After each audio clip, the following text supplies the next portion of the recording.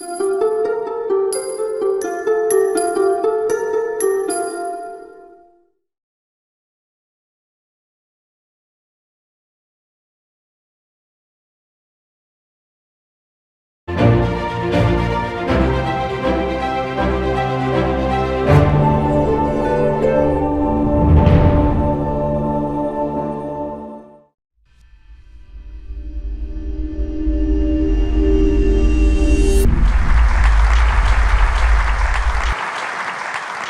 first started hearing about data visualization in the late 1800s, early 1900s, with graphics like this. This is Florence Nightingale's graphic showing the casualty count of soldiers, and her point was that soldiers were dying more of disease than they were dying on the battlefield.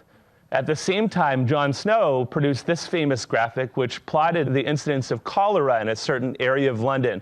And from this graphic, he was able to discover what the source of that cholera epidemic was. In this case, it was a single well.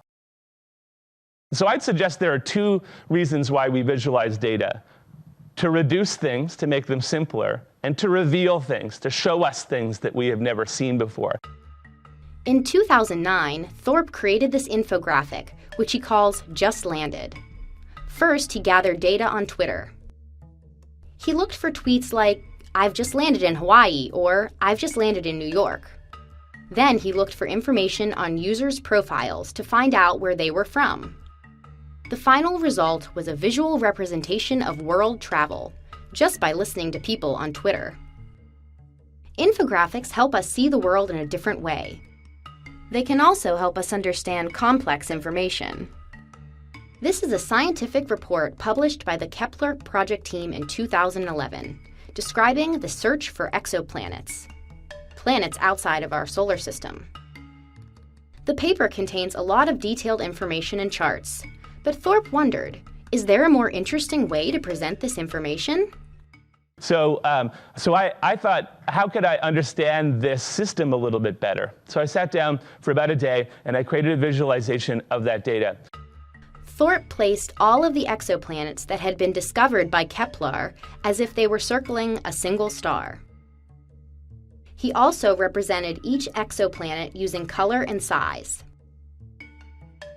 In this way, he was able to better understand the exoplanets, such as their distance from their star, their size, and how hot they are. By reorganizing the data, Thorpe shows how visualization can help us see and think about things from different angles. He feels the Kepler project is one of the best examples of his strategy for designing graphics. And this strategy, it's a two-word strategy. It's called ooh-ah. And that means the first thing that I want people to do is I want them to say ooh when they see the visualization.